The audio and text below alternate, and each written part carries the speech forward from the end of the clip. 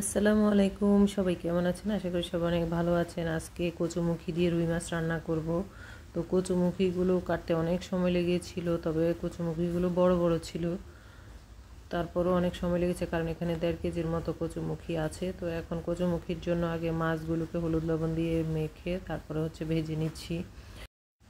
কচুমুখী অনেকে দেখা যায় ভাপ দিয়ে তারপরে পানিটা ফেলে দিয়ে তারপর রান্না করেন, যাতে করে গলা না চুলকায়।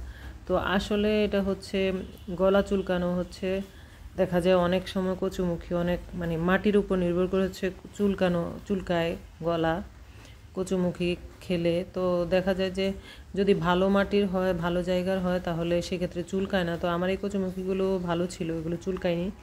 তো এখন যদি আমরা ভাপ দিয়ে ফেলে দিই, তাহলে তো কচুমুখির যে গুণাগুণ সেটা আর আমরা পেলাম না।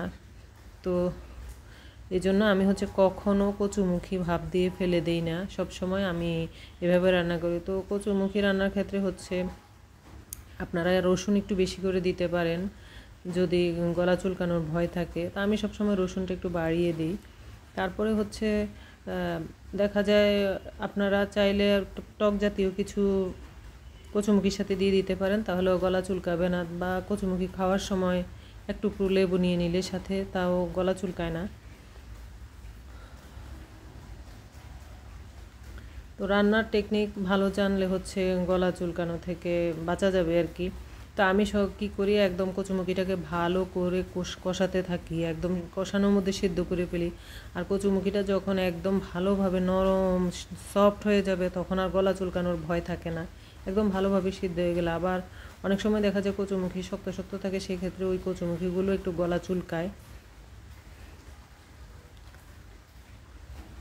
এই যে আমি কচুমুখিটাকে ঢেকে ঢেকে ভালো করে সিদ্ধ করে নিচ্ছিলাম, একদম কষিয়ে কষিয়ে। তারপর যখন কচুমুখিটা একদম কষানো শেষ, তখন আমি ফুটানো গরম পানি দিয়ে দিয়েছি এবং এতে মাছগুলোও দিয়ে দিয়েছিলাম।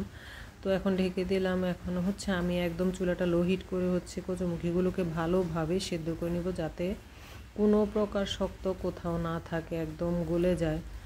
তো আমি কিন্তু এই যে দেখে নিলাম সিদ্ধ হয়ে গিয়েছে, তারপরও আমি আরও আধা ঘন্টার মতো বসিয়ে রেখেছিলাম চুলা কমিয়ে দিয়ে, একদম যাতে করে একদম ধরলে যাতে গলে যায় এরকম।